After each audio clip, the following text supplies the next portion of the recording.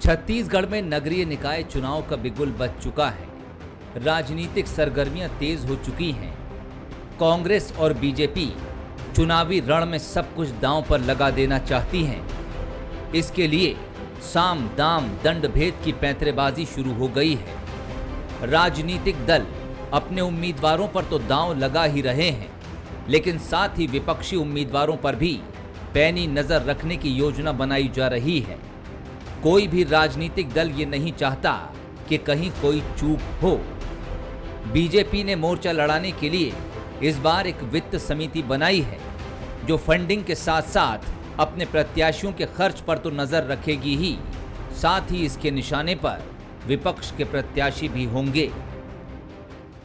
जो हमारे विपक्षी कांग्रेस के सत्तारूढ़ दल के लोग जो चुनाव लड़ रहे हैं, उनके पर भी निगाह रखने के लिए एक समिति बनाई है, जो उनके खर्चों को लेकर उनके द्वारा अगर कोई चुनाव व्यवस्थाओं के खिलाफ जाकर कुछ काम करते हैं तो बेनकाब करेंगे।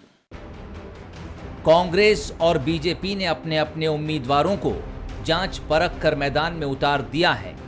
3 दिसंबर नामांकन का आखिरी दिन है और उस दिन नामांकन के साथ प्रत्याशियों का शक्ति प्रदर्शन भी देखने को मिलेगा। हालांकि कांग्रेस को राज्य सरकार के 3 साल के कामकाज पर पूरा भरोसा है और बीजेपी को वो मुकाबले से बाहर मान रही है। डेवलपमेंट में भी छत्तीसगढ़ का जो अर्बन क्षेत्र है वो देश में काफी अव्वल नंबर पे है। तो ये सारे बिंदु है जिसको लेकर के हम जनता के बीच में जाएंगे और पूरा हमें विश्वास है, पिछली बार जैसे नगर निगमों के और सारे नगरीय निकायों में कांग्रेस को जीत मिली थी, इस बार भी बेहतर प्रदर्शन कांग्रेस का रहेगा। निकाय चुनाव अब दूर नहीं है। दोनों ही दल तैयारियों को लेकर कमर कस चुके हैं।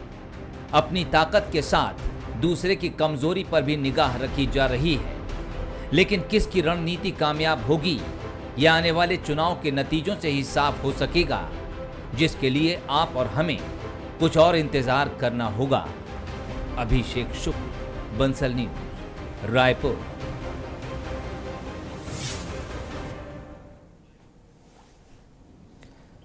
नमस्कार, स्वागत है आपका। मैं हूं अभिषेक शुक्ल। रडार पर उम्मीदवार, जी हां, नगर निगम का जो क्या कहा जाए निकाय चुनाव का जो समीकरण है वो अब बनने लगा है, उठापटक होने लगी है, बिगुल बज चुका है, कमर कस के सभी यहां पर तैयार हो चुके हैं और नामांकन का जो है कार्य प्रणाली है, नामांकन को लेकर जो शक्ति प्रदर्शन है वो भी अब नजदीक आ चुका है। नाम तय हो चुके हैं और रणनीतियां बनने लगी हैं, प्रभारी तय हो गए हैं और एक दूसरे के कामकाज पर, रणनीति पर निगहबानी भी शुरू हो गई है। चर्चा ऐसी पर आज होगी कि आखिरकार उम्मीदवारों को किस रणनीति के साथ आगे बढ़ाया जाएगा और सामने वाले के जो रणनीति है उसे किस प्रकार काटा जाएगा, उसकी क्या काट निकाली जाएगी। सभी के अपने अपने तर्क हैं, जीत के दावे हैं। चर्चा हम भी इसी पर करेंगे। खास मेहमान हमारे साथ हैं, सुरेंद्र शर्मा जी हैं कांग्रेस से, बहुत स्वागत करता हूं आपका।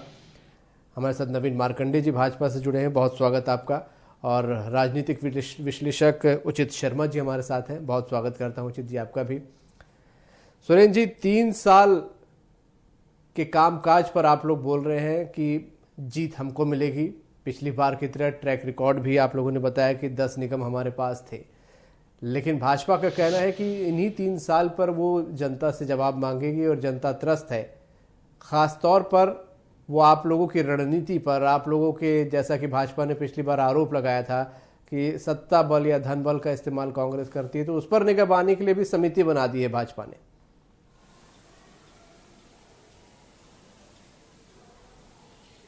नहीं, अच्छी बात है। भारतीय जनता पार्टी कई कमेटियां बनाए, 1-2 कमेटी क्या, जितने हर उम्मीदवार के ऊपर निगरानी रखे, क्योंकि कांग्रेस को कुछ गलत तो करना है नहीं।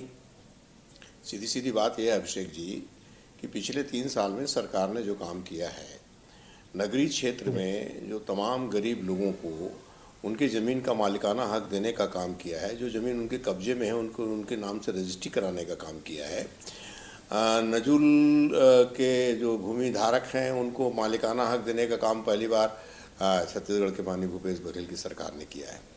भारतीय जनता पार्टी के शासनकाल में आपको याद होगा कि छोटे रकबे की लिखा पढ़ी बंद थी, उसको परमिशन दे के तमाम जो छोटे तबके के लोग हैं और छोटे रकबे की ज़मीन खरीद फरोख्त करने वाले लोगों को एक परमिशन दे करके सरकार ने उस दिशा में भी काम किया है।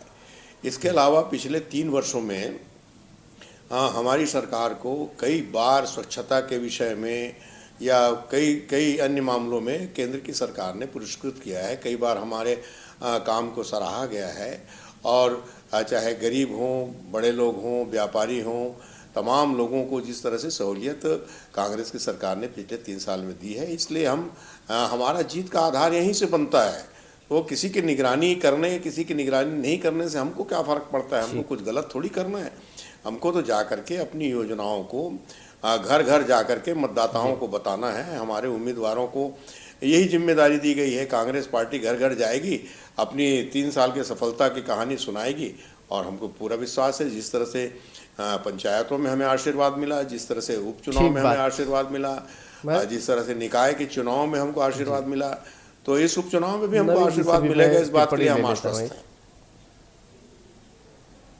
नवीन जी, सुरेंद्र जी 3 साल के कामकाज पे मुहर लगाने की बात कह रहे हैं और बोल रहे हैं कि उसी कामकाज पर जनता फिर से मुहर लगाएगी। आप लोग कितनी भी निगहबानी करते रहें, कितनी भी समितियां बना लें, आप लोगों को निगहबानी की जरूरत क्यों महसूस हो रही है? देखिए, ऐसा है अभिषेक जी कि छत्तीसगढ़ में कांग्रेस की सरकार जब से आई है तब से यहाँ अव्यवस्था और जो अराजकता फैली हुई है, ये उसकी चुनाव है। आप जानते हैं कि शहरी क्षेत्रों में काफी सेंसिटिव लोग रहते हैं।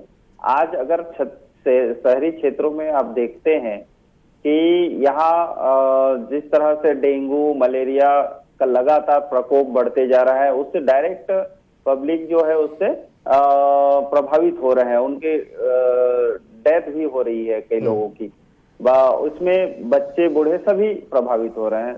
दूसरे तरफ पर देखते हैं तो सारे शहरी नगरीय निकाय क्षेत्रों के जो जमीन, शासकीय जमीन है, जिस पर आम नागरिक के जीविकोपार्जन या उनकी जन सुविधाओं को स्ट्रक्चर तैयार करने और उनको सुविधा देने की जो बातें थी, उसको भूपेश सरकार जो है वो सब बेचने में लगे हुए हैं, शासकीय जमीनों को। तीसरी चीज ये है कि अगर नगरीय निकाय क्षेत्रों में जाकर देखते हैं तो प्रॉपर्टी टैक्स पहले 200-400 आता था, आज 2,500 और क्या बोलते हैं 2,500 करीब जैसे जैसे अलग अलग देखते हैं तो कई गुना बढ़ा गया है। मतलब अभी हमने जैसे देखे कि भाई पानी टैक्स, पानी के जो बिल है वो जैसे देख रहे हैं तो वो लगातार बढ़ गए हैं। तो ऐसी अगर स्थिति देखते हैं कि नगरीय निकाय क्षेत्र में लगातार जो है जनता उस दृष्टि से परेशान है जिस भावना से इनको कांग्रेस को लाए थे। रही बात कुछ जो बड़े जो नगर है, जैसे रायपुर नगर निगम है, उसमें कांग्रेस की जो सरकार है वो स्पष्ट जैसे इसको पैसा ही नहीं दे रहा है। जैसे करीब 6,000 करोड़ रुपया पहले का पिछले समय का बकाया है, इसका बीजेपी सरकार ने स्मार्ट सिटी के रूप में जो रायपुर शहर को दिए हैं। ठीक है, ये लंबी चौड़ी आरोप प्रत्यारोप के दौर है, ये आप लोग लगातार गिनाते भी रहे हैं और हमने भी कई बार इसको सुना है नवीन जी, लेकिन जन सुविधाएं नहीं दे रही। जी। तो इस कारण से अगर देखा जाए, मैं आगे आऊंगा आप लोगों के पास। मैं उचित जी की भी एक टिप्पणी ले लेता हूं, फिर इस चर्चा को और आगे बढ़ाता हूं। उचित जी, सभी के पास अपने अपने तर्क हैं। भाजपा अराजकता की बात बोल रही है, कांग्रेस का कहना है 3 साल के कामकाज पर हमारे मुहर यहाँ पर लगेगी, लेकिन साथ साथ दोनों एक दूसरे की निगहबानी कर रहे हैं। टूट फूट का भी फायदा उठाने की बात हो रही है, कलह की भी बात हो रही है। कितना प्रतिष्ठापूर्ण इस चुनाव को पार्टियों के लिए या नेताओं के लिए आप देख पा रहे हैं? देखिए, प्रतिष्ठापूर्ण तो है। खासकर दुर्ग जिला जो है वो काफी बड़े नेताओं की वो नगरी कहलाती है। वो बड़े हमारे प्रदेश के बड़े नेता, होम मिनिस्टर भी वहीं से आते हैं, सीएम भी वहीं से आते हैं, और वहाँ के 4 नगर निगम में चुनाव होना काफ़ी महत्वपूर्ण है। नो डाउट कि इनकी छवि काफ़ी मायने रखती है, इनकी नीतियाँ काफ़ी मायने रखती है। बड़े इस टोटल 15 जगह लगभग चुनाव होना है, तो एक तरीके से एक सरकार का लिटमस टेस्ट भी आप मान सकते हैं, एक चेक पॉइंट मान सकते हैं, एक सेमीफाइनल मान सकते हैं कि जो भी 3 साल की नीतियाँ हैं उनका असर इन चुनाव, आने वाले चुनाव पर दिखेगा। राउट की पूरे का पूरा चुनाव जो अभी पूरा आधारित रहेगा वो भूपेश की छवि और भाजपा के राजनीतिक जितने भी कवि हैं ये एक्चुअली उनकी लड़ाई है। उनकी लड़ाई के बीच ये चुनाव होने हैं। ये जितनी नवीन भाई साहब जो बात कर रहे थे, मैं नहीं मानता कि नवीन भाई साहब को पानी के बिल प्रति लीटर कितने आते होंगे वो भी आइडिया होगा, मुझे भी नहीं आइडिया है। इन सब से ये चुनाव जीतने वाली चीजें और हारने वाली चीजें में नहीं आती। मेन मुद्दा रहेगा कि आम जनता को जो सरकार की लगभग बिजली जो आधा की है भूपेश के, जो एक मास्टर स्ट्रोक जो सरकार का मैं मानता हूं, जो एक बहुत आम आदमी चाहे वो किसान हो या ना हो, वो सरकारी कर्मचारी हो या अन्य कोई व्यापारी हो, जिससे लाभ मिल रहा है, जो नगरीय निकाय में भी जो काम करेगा, वो मुझे लगता है कि जो बिजली का जो हाफ करने का जो मुद्दा है, जो बात है, जो नीति है और जो लाभ मिल रहा है छत्तीसगढ़ को, उसका सबसे ज्यादा एडवांटेज मुझे लगता है सत्तारूढ़ पार्टी को इस आने वाले चुनाव में मिलने वाला है। क्योंकि ये जो चुनाव है 19 के बाद जो अभी हो रहे हैं, कुछ चुनाव 19 में हुए थे उसमें भी कांग्रेस आई थी, ये चुनाव भी जो हो रहे हैं 15 जगह, थोड़ा बहुत तो आप अपर हैंड सत्ता का मान सकते हैं कि सत्ता पार्टी का, भूपेश की छवि का और कुछ ऐसी जो योजनाएं हैं, औद्योगिकरण हो गई, जैसे नंबर 1 मुख्यमंत्री हो गए, बोनस हो गया। 3 साल उचित जब काम करती है सरकार तो पॉजिटिव के साथ कुछ नेगेटिव नेगेटिव चीज बहुत सही आपने पूछा। ये 3 साल के जो भ्रष्टाचार का जो बातें हैं, वो अगर भारतीय जनता पार्टी इसको कितनी गंभीरता से उठा सकती है वो देखने वाली बात रहेगी। क्योंकि ये मुद्दा जो है 3 साल का भ्रष्टाचार, इसका पीछा शायद कांग्रेस ना छुड़ा पाए, क्योंकि भ्रष्टाचार तो हुआ है और हर विभाग में हुआ है। इस बात को सुरेंद्र जी भी नकार नहीं सकते, भले ही वो दबे हुए एक्सेप्ट कर ले या छुप के एक्सेप्ट कर ले, क्योंकि ये जो ग्राफ है 3 साल में भ्रष्टाचार का जो ग्राफ है वो बढ़ा है, इस पे कोई संदेह। सुरेंद्र जी से पूछ भी लेता हूँ। सुरेंद्र जी, 2019 क्या आपको लग रहा है ज्यादा आसान था? क्योंकि उस समय सरकार के कामकाज को आंकने का बहुत ज्यादा मौका भी नहीं था, चुनावी साल ही था एक तरीके से वो। अब 3 साल बाद बहुत सी अच्छी चीजें भी होती है तो कुछ कई जगह नाराजगी भी आती है, तो 19 की अपेक्षा यहाँ थोड़ा ज्यादा चुनौतीपूर्ण इसे मानते हैं आप?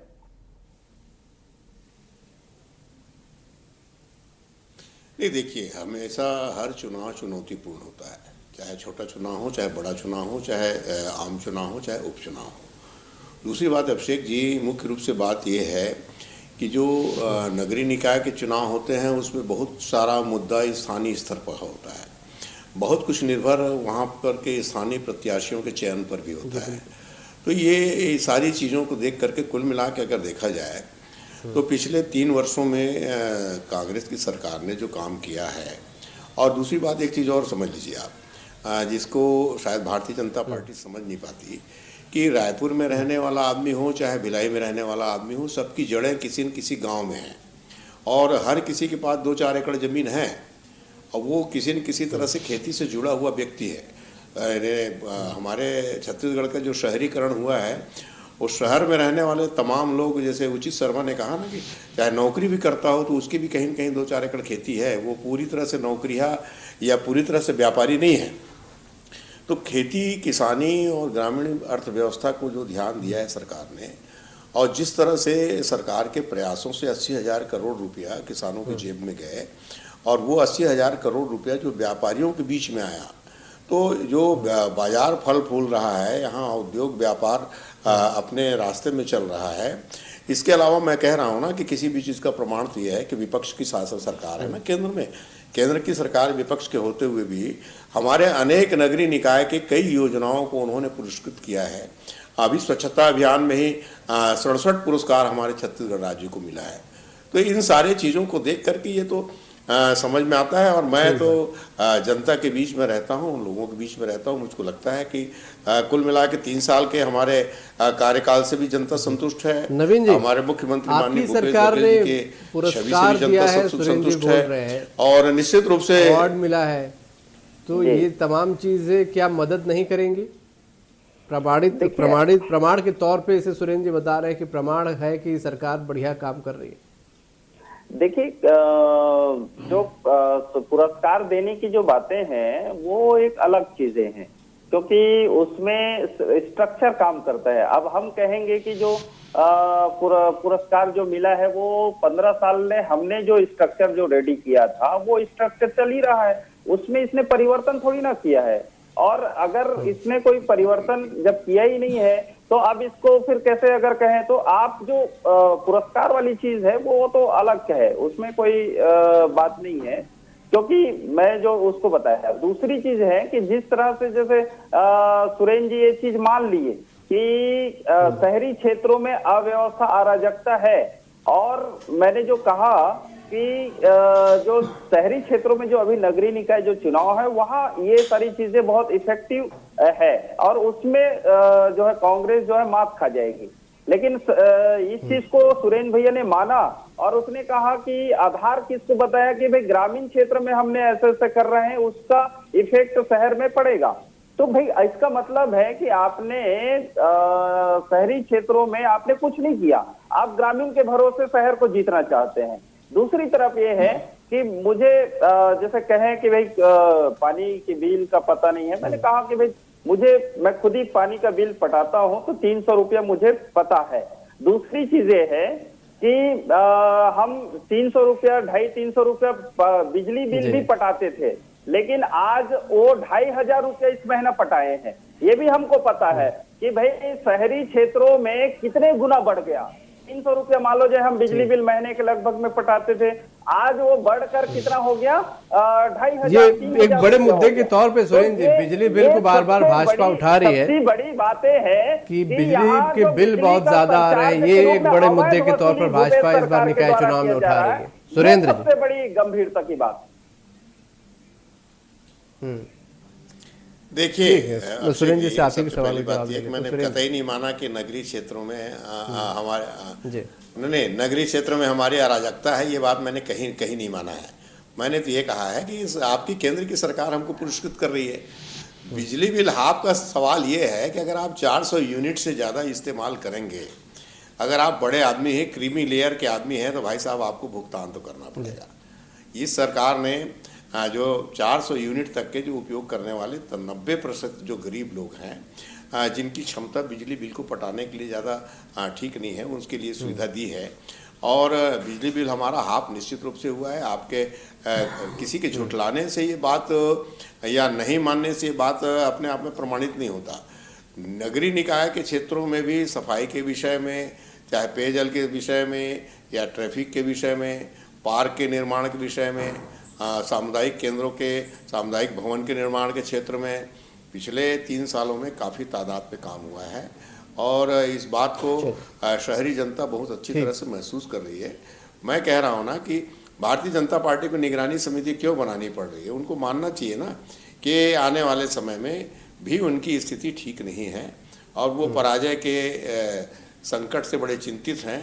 ये निगरानी समिति इसलिए बनी है ताकि वो ठीकरा किसके ऊपर फोड़ना है, वो निगरानी समिति उसका ठीकरा फोड़ने का एक बहाना ढूंढने के लिए समिति काम करेगी, और अपने पराजय के लिए मानसिक रूप से भारतीय जनता पार्टी अभी से तैयार। नवीन जी, बहुत संक्षेप में 10 सेकंड में बोल दीजिए। मैं उचित जी के पास जा रहा हूँ, आप बोल दीजिए 10 सेकंड में क्या बोलना चाह रहा था सुरेन जी के जो बात रखे उस पर, कि भाई 3 साल की बात आपने विकास की बात कह रहे हैं। आप ये बताइए कि 3 साल में तो आपने रोड के गड्ढे जो हुए उसको नहीं भर पाए हैं, जो हाईवे ये क्या बोलते हैं काम जो चल रहा है वो अधूरे पड़े हुए, हमारे समय के काम जो है अभी भी अधूरे पड़े हैं, आप कर नहीं पा रहे हैं। अब आप किस विकास की बात करते हैं? तो मुझे ये जो आप जो बोल रहे हैं ना वो सीधा जनता का असर पड़ रहा है, और जनता मैं उचित जी के पास जाता हूँ। उचित जी, इस चुनाव के जो भी परिणाम होंगे, क्या नेताओं की छवि पर कर रहे हैं पॉजिटिव या नेगेटिव असर इसका कुछ पड़ेगा? जी सुमन जी, आपने सही कहा, ये फर्क तो पड़ता है। देखिए, उनको जब जिम्मेदारी दी गई है तो निश्चित तौर पर उनकी सीआर में लिखाया भी जाएगा कि उनके एरिया में कितनी विजय रहे और कितने नहीं रहे। तो 15 जगह के जितने चुनाव है, 4 नगर निगम में है, 6 नगर पंचायत में है, 6 नगर पालिका में है, तो ये जो भी चुनाव है जिसको जिम्मेदारी दी गई है तो उनके सीआर में तो पक्का और निश्चित रूप से लिखाया जाएगा कि आने वाले समय में क्या होगा। क्योंकि विधानसभा के पहले ये बड़े चुनाव है तो निश्चित तौर पे ये चाहे पॉजिटिव रहे दोनों ही पार्टी के, नेगेटिव रहे दोनों पार्टी के बड़े नेताओं के अकाउंट में तो जाएगा कि उनका अपना जन संभावना, जन के साथ संवेदना कितनी है, जन भावना कितनी है, उनके साथ लोग कितने जुड़े हुए हैं, ये तमाम चीजें ये आने वाले चुनाव में देखी जाएगी और निश्चित तौर पे इनको पॉजिटिव और नेगेटिव दोनों चीज का इनकी सीआर में लिखाया जाएगा। बिल्कुल, बहुत शुक्रिया करूंगा आप सभी के इस चर्चा में शामिल होने के लिए। निकाय चुनाव है, हम लगातार अभी बैठते रहेंगे, निकाय चुनाव में चर्चा करते रहेंगे, समीक्षा भी करेंगे कि किस तरीके से रणनीति आगे बढ़ रही है। अभी तो प्रत्याशियों का चयन हुआ है, आरोप प्रत्यारोप का दौर अभी शुरू होना बाकी है, प्रचार का एक लंबा दौर अभी बाकी है। बहुत शुक्रिया आप सभी के इस चर्चा में शामिल होने के लिए। तो निकाय चुनाव इस वक्त अपने चरम पर है, कल नामांकन यहां पर दाखिल हो जाएंगे और उसके साथ शक्ति प्रदर्शन होगा और उसके बाद सिलसिला होगा जो